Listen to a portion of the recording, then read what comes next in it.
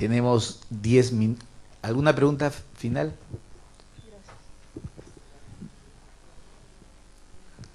La última, por favor. Muy buenas tardes, Gregorio Pérez de Colegio de Estudios de Posgrado en México. Doctor, una pregunta. Con respecto a la ponencia que nos dio, ¿cómo se relaciona en este caso la transmisión de la información? Esto es, los paradigmas de la educación. ¿Cómo lo voy a transmitir?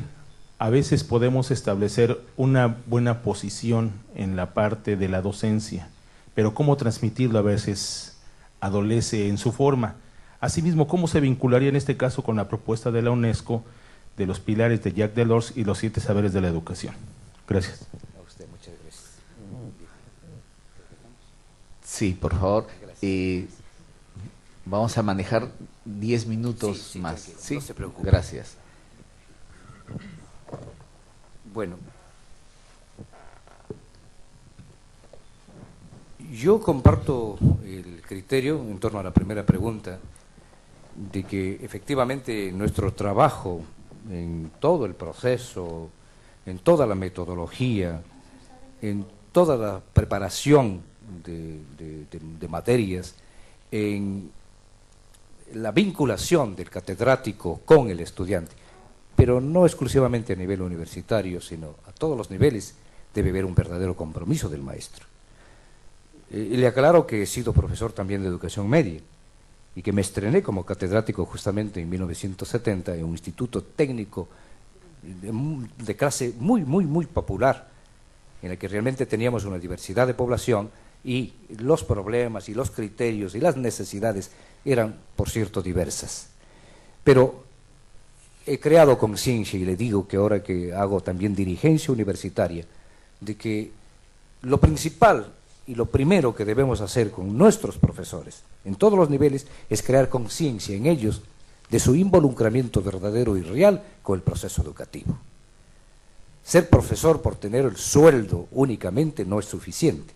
Ser profesor y cumplir la tarea como tal, vincularse con los procesos educativos y hacerlo en forma consciente, efectiva, real, verdadera, es lo que más vale y significa en un maestro. En torno a la pregunta que usted involucró, que cuáles han sido las experiencias, bueno, depende también de las materias. Yo he tenido, sí, la gran ocasión de trabajar con mis estudiantes en algunos años con la filosofía del derecho, por ejemplo, en que el pensamiento jus filosófico, jus jurídico, etcétera, fue vital para transmitir lo que se piensa en el mundo occidental y a partir de las ideas que nos llegan desde los pensadores griegos y hacerles comprender la necesidad, por ejemplo, de desarrollar valores éticos. Y usted sabe que para un abogado, con los que yo trabajo, esto es fundamental. Y yo digo que los resultados siempre han sido buenos. A nuestro amigo el señor rector. Usted sabe que sí, y he criticado fuerte, y lo he hecho como periodista, en una columna que semanalmente mantengo en el lugar donde dirijo la universidad, en torno a la negativa de la evaluación, pero cuestionando también el procedimiento.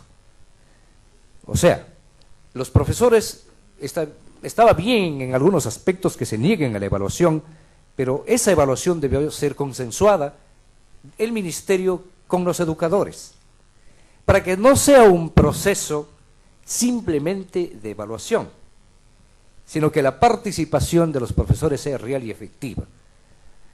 Usted conoce, doctor Pozo, y lo hace en su universidad sin duda, nosotros le hacemos en la nuestra una evaluación permanente. Los alumnos nos evalúan 2 o 3 veces por año. Ahora no más, en el mes de septiembre, reunimos en todas las unidades académicas y en todas las facultades a los profesores para decirles: esto piensan los estudiantes de ustedes. Estas son las cosas que tienen que cambiar. Esto cuestionan, esto reconocen, esto aplauden, porque la evaluación debe involucrar todo aquello. No solo cuestionar, sino también reconocer y premiar cuando, sin duda, hay mérito para ello. Y en ese sentido, yo sí creo que el Ministerio de Educación debió variar la política, pero por cierto, que los entes clasistas de educadores sin duda también debían entregar su mejor apoyo y colaboración al sistema de evaluación. Y nuestra distinguida amiga de Colombia. Colombia ha dado muchos ejemplos. Recuerde que antes de las Naciones Unidas, ya cuando en Colombia se estaba formando lo que hoy la Organización de Estados Americanos, 1948, a pesar de ser un año tan convulsionado en su patria, incluido el Bogotazo, ¿sí?, ya se dio la Declaración de los Derechos Humanos para América, que quizá fue tomado como ejemplo para que luego se lo trasvase a otros textos ya con el carácter de universales. De tal manera que ese fue un verdadero ejemplo que Colombia se ofreció como el escenario propio y adecuado a fin de que propongamos al mundo entero cómo debemos manejar esto de los derechos humanos. Y debe de enseñarse igual a todos los niveles, porque ¿cómo ayudas? ¿Qué ayudas? ¿Para qué ayudas? Son derechos humanos y eso lo podemos enseñar a un niño. Si a un niño le decimos cómo regalar, no como caridad, sino como ayuda, un juguete desechado que se lo puede arreglar para arrancar una sonrisa de otro niño pobre en la Navidad, bien, eso es parte de los derechos humanos.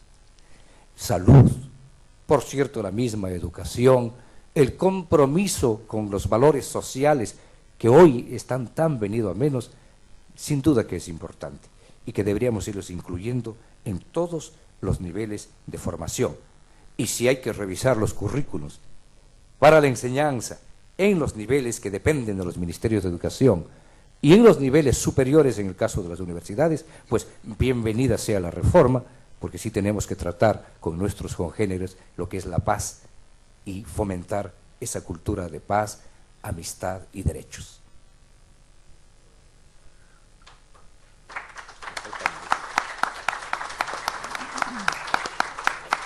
Con muy pocas palabras, gracias por su pregunta, y sin duda que la UNESCO también está buscando aquello. Su propuesta no está desvinculada de lo que se ha dicho en organismos regionales, lo que se dice en las mismas Naciones Unidas, como parte que es la UNESCO de las Naciones Unidas, pero su vinculación con los gobiernos, que influencia para elaborar programas, usted conoce que es así, para hacer propuestas, debería ser más decisiva aún, y a los gobiernos no solamente se les debe de apoyar diciéndoles lo que en teoría o los teorizantes de la educación han propuesto, sino haciendo que encuentren los caminos para que acojan y pongan en práctica dentro de los niveles de cada uno de los países. Ese es mi punto de vista. Muchísimas gracias por la exposición del doctor Marco Vicuña.